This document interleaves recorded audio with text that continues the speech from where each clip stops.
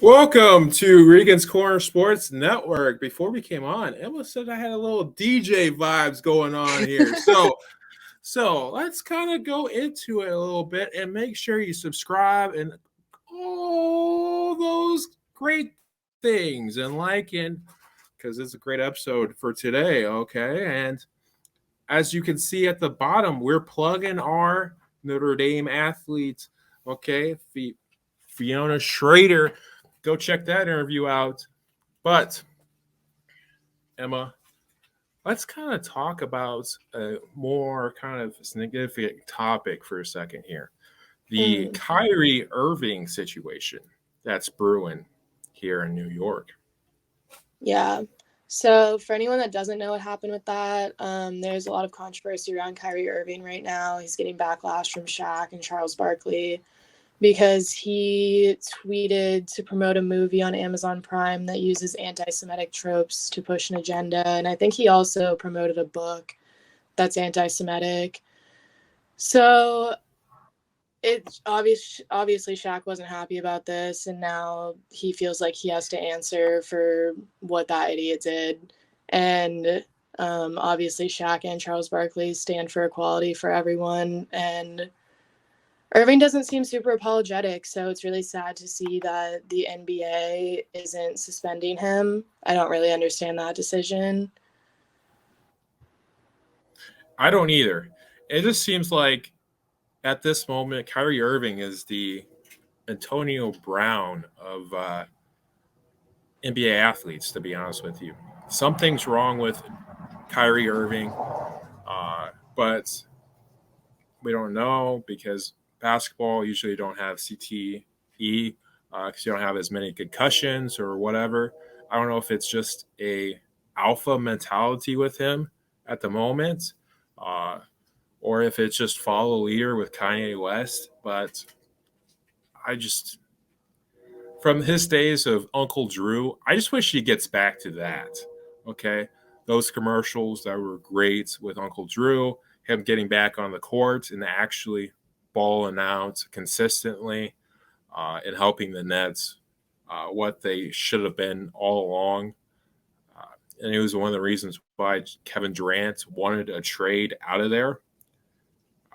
But if you're the GM for the Nets and you're listening to all this, I would be trying to ship out Kyrie Irving as soon as possible because this makes you look bad after keeping him and having that stance and stuff like that, and then send KD to Portland because Ben Simmons looks like trash too. I mean, but this anti-Semitism and stuff like that, if that's something you believe in, okay, but it's something that's kind of hate speech. It's this and that.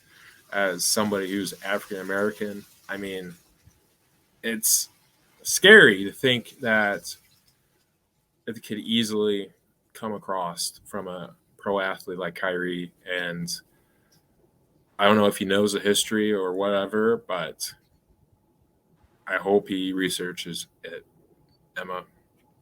Yeah, I mean, I just think that it's really important for people who have a platform like Kyrie Irving, like the NBA, like people who are aware that they have that big of an influence to be socially responsible about the things that they say and choose their language wisely, because celebrities are held to a higher standard, but it's because they have the biggest outreach. So it's hopefully Kyrie Irving's comments didn't spark any fans to agree with him. I think that with the NBA's platform, now would be a great time. They did denounce anti-Semitism following his tweet, but I think now would be a great time to set a precedent for the NBA and all other sports in suspending him, that anti-Semitism is not okay, nor will it be allowed or accepted.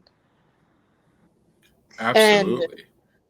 And so good for these people. On Monday, Jewish fans wearing Fight Anti-Semitism shirts were sitting courtside at the Barclays Center for the Nets versus Pacers game, and they're heckling Irving during the game, which he totally deserves, and which he would come up to them and say, "Grateful for you guys," which I don't really like that. I don't know if he was saying that sarcastically or trying to make a small attempt at amends with the Jewish community, but either way, I don't think that cuts it to make up for what he did, especially with the prevalence of anti-Semitism in America before and even more so following Kanye West's recent anti-Semitic comments.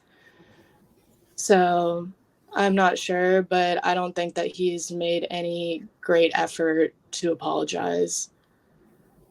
No, I think he's going to double down on it, to be honest with you. And it's kind of sickening to watch. Okay, you're watching a documentary. Elaborate on it. Elaborate why it's there, why it's this, why this, instead of uh, just doubling down on it and not being like, hey, should watch this, should this, that. Cool, you did your homework. Cool. Now explain why. Okay, instead of just leaving us with the comments that you had.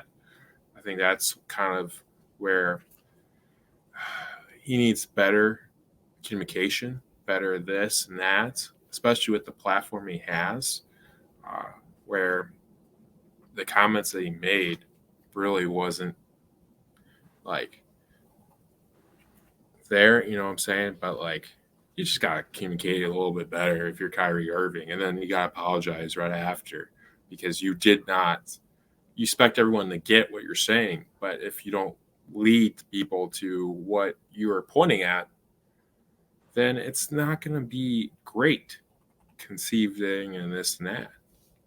Yeah, I mean, Charles Barkley said it best when he criticized the NBA for not suspending Irving, saying that they dropped the ball by not giving him consequences. And it's especially confusing given that the NBA has suspended and fined people in the past for making homophobic slurs and comments. So it's interesting that they wouldn't do it in this situation. And Irving has received little to no discipline, which is really sad to see. Really sad, really sad. I mean, just looking at the trade, I'm going to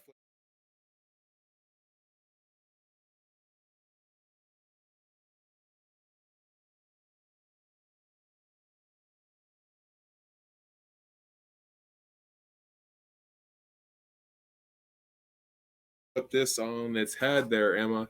Okay, looking at the trade here. Okay. For me, my first loser is the Chicago Bears. The Bears. Okay. You know why I'm calling the Big Bears? Okay, so you gave up two defensive stars, okay, with Robert Quinn and with Roquan Smith. Okay, and then you got a couple picks and you got a return Chase Claypool, another wide receiver, another kind of it hurts me to say it, but he can be mediocre at times. Okay. But he's better than what they have for Justin Fields. But will he develop under the Bears' tutelage? I don't know. For me, my first loser is the Broncos. General manager George Patone sold off a premier pass rusher for the second time in 2 years and traded Bradley Chubb to the Dolphins. I just don't think that's a smart move. I know it's money based, but Chubb was an integral part of the Broncos defense. And I mean, Patone is a smart guy. He might use the first round pick just that he just got to build a good team in the future. And I guess this seemed like a deal that they had to make because they weren't going to pay him. And Baron Browning and Nick Bonito are improving drastically, so it made him expendable.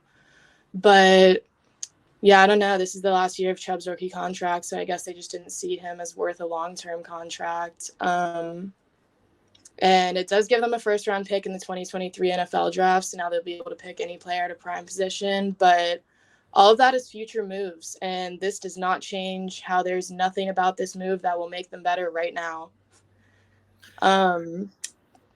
Yeah, Right. and then they got Chase Edmonds from the Dolphins, but in 8 games, he's only carried the ball 42 times for 120 yards and 2 touchdowns because he was sitting behind Raheem Mostert on the depth chart. So I don't know. It doesn't seem like they took that many W's in this one.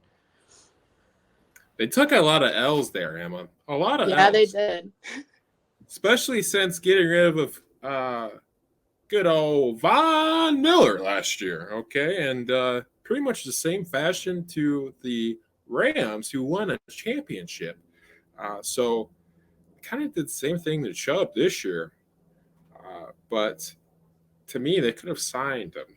But the contract with Russell Wilson is probably the main reason why they did go with the trade route, because Mm-hmm. that contract they could not afford him after this year because they owe so many money to Russell Wilson, which is a big trade in the season.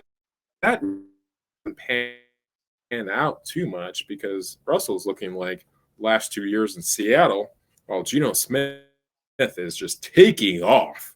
Uh, so, Emma, that's a good one. I like the Broncos. But speaking of quarterbacks that have to their potential, okay, and their level of play over the years, okay, I'm going to give you a little bit of a Green Bay Packers for my next loser, okay, Definitely. because Aaron Rodgers, like you've said off air, didn't get a wide receiver in the offseason. Didn't get one right here.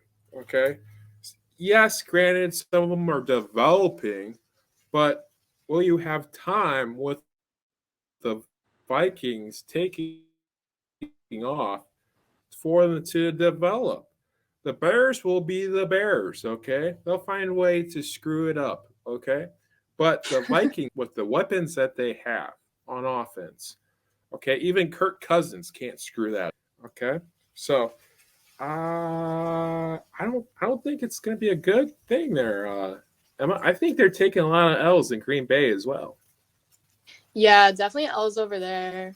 All Aaron Rodgers wanted was a wide receiver, and he just had to watch the Bears get one, the Vikings get one. He was left empty handed, but unfortunate for him. Also unfortunate for the Colts. They are my next biggest loser. Um, they fired their offensive coordinator on Tuesday and they benched their quarterback in the same week. So I don't know what they're doing over there, but it doesn't seem good. They also traded running back Nyheim Hines to the Bills and they got Zach Moss in exchange, which Moss isn't bad, but why the Colts were willing to give up Nyheim Hines for him is beyond me. I Um, don't know. I don't know.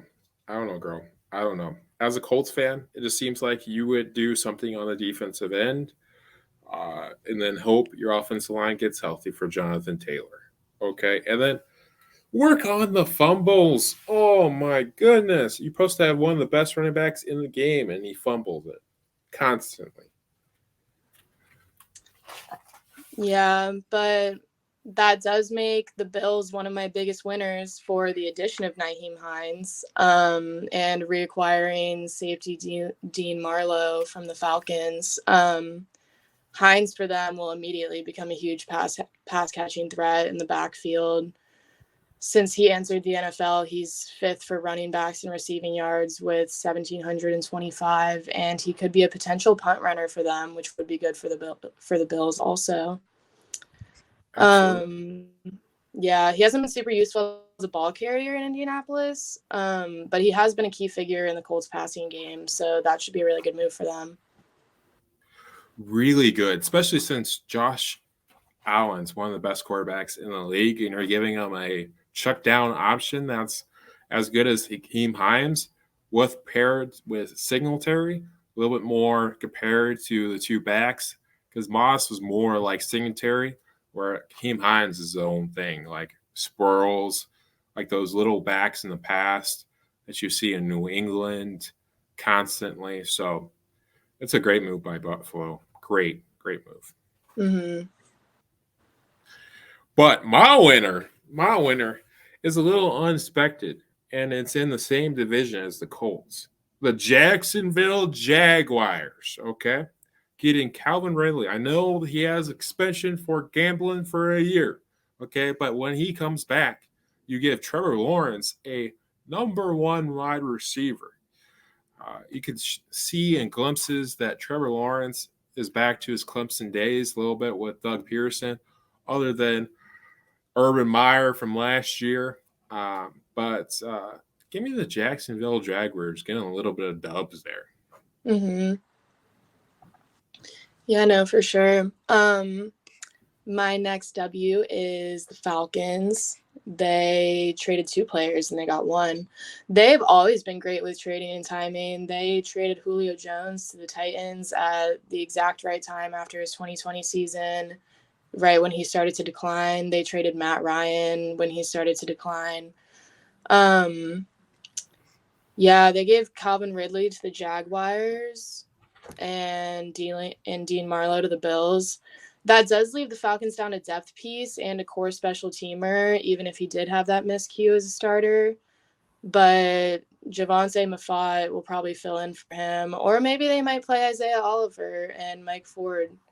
But yeah, they got Rashad Fenton from the Kansas City Chiefs, which is kind of a wild card for the Falcons defense because he's never been a starter for a complete season. But overall, they had a pretty good net impact. They gained a couple of draft picks, lost a special teams piece and a reserve safety, and added some cornerback help. So not too bad for them.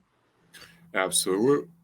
But I'm going to talk about the ultimate winner here, okay? Dubs all around. I'm talking about those 49ers, okay? San Francisco, okay? They should be pumped, okay? They go from a possible doormat in the playoffs to one of the favorites with one trade. Christian McCaffrey, a perfect style running back for Kyle Shanahan's offense, okay? You couldn't even make a Madden player this well fit in somebody's offense, okay? 3 touchdowns last week, 1 in the air, 1 on the ground, and 1 receiving, okay? So just the addition of Christian McCaffrey, you can get dubs for the 49ers all over the place. That is true. They definitely are the ultimate winner. My last and final winner is the Miami Dolphins. They took a W while the Broncos took an L with Bradley Chubb, which is a great move for them because he was a key part of their defense. And the Dolphins definitely need some help right now. And I don't know, it's really hard to dislike adding the best player available, and he fills a cornerstone position that's going to allow him to play basically right away.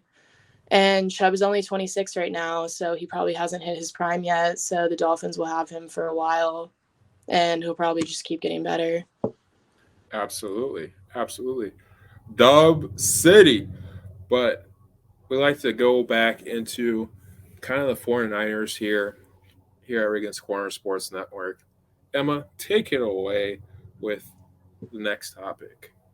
Sure. So I just want to say rest in peace to John Mcvay, former San Francisco 49ers general manager and New York Giants head coach, who died at 91 years old on Tuesday. McVay is a 49ers Hall of Fame inductee for his service that led to 5 Super Bowl titles, and he also coached the Giants from 1976 to 1978.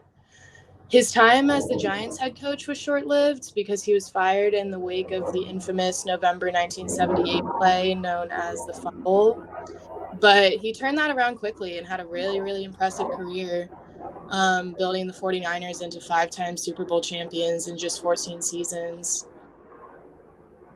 So it's a really sad loss for the 49ers, and they did release a statement where they said John Mcvay was a driving force in constructing teams for our 5 Super Bowl titles. Most importantly, John was a Hall of Fame person who built genuine and sincere connections with front office staff, coaches, and players. John's commitment and contributions to the 49ers created the standard and tradition that we strive to carry on today. Absolutely there. Absolutely. He's a Hall of Fame person. Okay, gave one of the best quarterbacks of all time at Notre Dame his chance, and Joe Montana ran with it with the 5 Super Bowls, getting Jerry Rice, a kid from a no-name school, and him becoming one of the greatest wide receivers in the history of the game. Bill Walsh coming from Miami and becoming one of the greatest head coaches of all time and the greatest philosophies in the West Coast system. But it's sad to see such an architect in the game passed away. But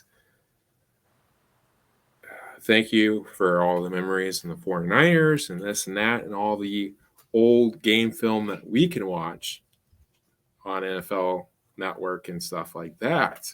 But speaking of somber moments, there's a little bit of a somber moment in War Eagle country down there in the southern part of the country there, Emma.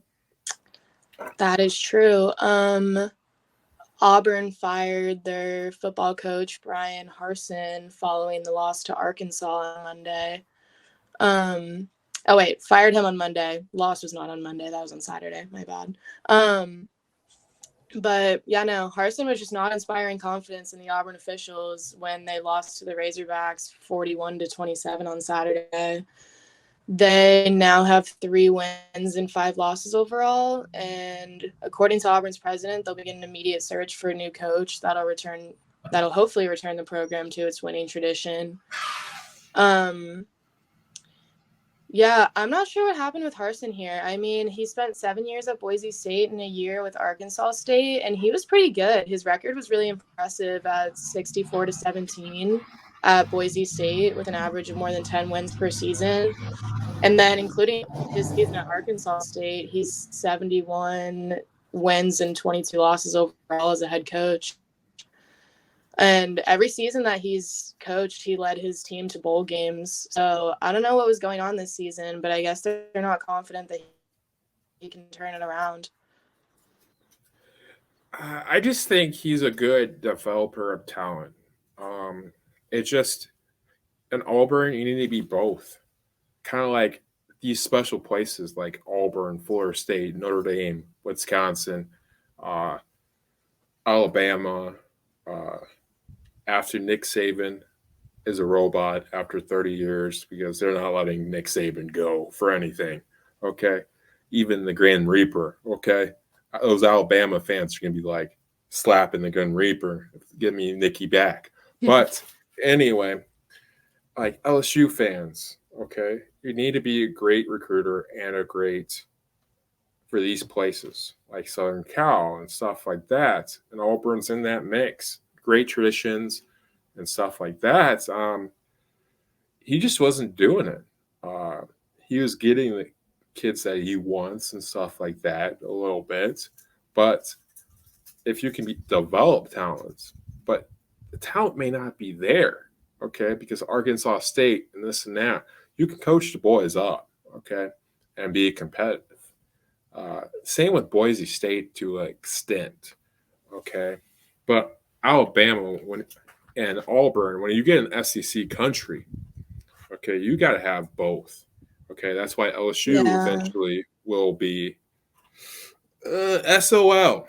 And this is speaking from a guy who's had Kelly for a lot of years. But I think he's in the same mode as Brian Kelly. It's just Kelly knows how to recruit a little bit better with his assistant coaches and stuff like that because these smaller colleges, you're more of a manager, okay?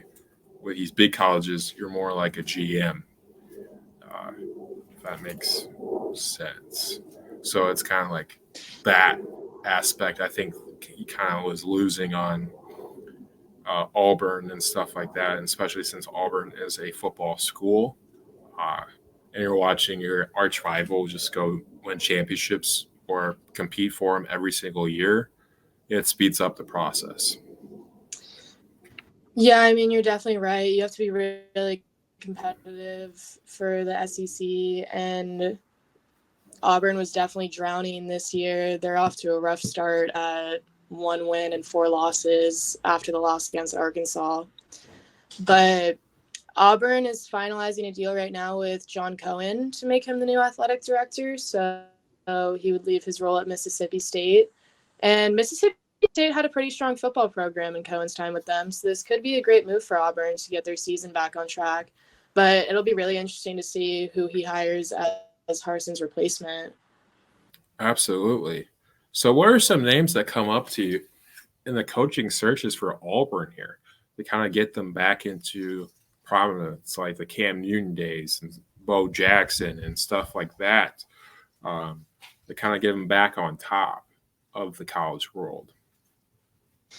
Yeah, I'm not really sure on this one. I mean, I'm not sure what coaches are looking to fill new positions right now. Everyone's a little bit into their season. Who do you think? I think a great coach would be from Jackson State, prime time. But are they gonna? It depends on the boosters and alumni and the athletic director. Are they going to take Prime as Prime? Okay, his attitude in the locker room, this and that, especially since it's a bigger program than Jackson State. Even though would Prime even leave because he's trying to make a point with be the black institutions and stuff like that and trying to promote them and everything like that. So I would say Deion Sanders would be an absolute Yeah. highlight hire for Auburn, especially since Alabama is your all-time arch rival. So yeah, I'd say primetime is probably my number one. Yeah, no, that would be for them. I don't know. I hope they end up with someone good so that they can start to be competitive again, because Auburn had a great football program. Yeah, for sure. Another one that comes to my mind is probably Iowa State's head coach and Campbell. He's drowning a little bit in Ames, but he's got a good system. They're always kind of competitive. Before him, Iowa State was pretty much a doormat. It was like the Northwestern of the Big 12. They have good years, but nothing special. He's had a couple of special years there in Ames. Uh, him, that honestly, the TCU coach could be possible for Auburn. I granted that TCU is sixth in the country, but Auburn's a better job, uh, to be honest with you, than TCU, even though he's building something at TCU. But with all expansion, with all the teams coming to ACC, the Big 12 really is like a hyper version of the Conference USA at the moment here. Just waiting for football to kind of dial down a little bit. But those are my kind of three options there. Texas Christian University's head coach currently, and Iowa State's uh, would be my top three if I was looking as a new for the Auburn head coach. But yeah. Yeah, I mean, I think no matter who they pick, it's going to be a little bit difficult this season to have a cohesive program going, just because the coach doesn't know the guys. They have to get their footing there. So I think it could be really impactful in future seasons. I think they're going to have a bit of a rough time this go around, though. Absolutely, absolutely, for sure. But what is your prediction of your Florida State Seminoles going down to Miami this week? Oof, I don't know. It's hard. I haven't picked a score prediction just because, like, I don't know. Miami's kind of good sometimes, but I still think we have it. I'm going to go 24-17. And if we get this dub, then Florida State will be bowl eligible for the first time since 2019. So that's really exciting for me. And Absolutely. yeah, and I don't know, we killed Georgia Tech this past weekend at 41-16. So could be good. Jordan Travis was named the Davy O'Brien quarterback class of 2022. So now he's eligible to win the Davy O'Brien National Quarterback Award. Yeah, in the game on Saturday, he threw a career high 396 passing yards. So I definitely think we have a good chance at winning the Miami game. Jordan Travis has been fantastic this season. he'll always be my quarterback. So I think he has it this Saturday. He's a good quarterback. I wish I had him as an Irish fan, to be honest with you, but we just have a Ian Book lookalike in Drew Pine. But my score for Notre Dame, I don't want to say it on air because I don't feel confident. If it was at Clemson, I'd feel a little bit more confident, like I said off air. But since it's at Notre Dame Stadium, losing to Marshall is kind of a damper. And then losing to Stanford, and then Clemson comes into town. Now, I'll grant it, if it's DJ Uiagalelei, okay, I feel a little bit more comfortable. Okay, So close on that name. You're getting there. Right. Still lose probably by 10. Okay, but if it's the freshman, man, it's probably be a 30-point game. Just because he's got that it factor that scares the living bejeebies out of me, like Trevor Lawrence did, and Deshaun Watson. But yeah, so. But always thankful for the lovely Emma to come on here as our co-host here at Regan's Corner Sports Network. So subscribe down below. And if you're in Miami, give her a nice little shout out, okay, during the game or a tailgate. But stay froggy, my friends.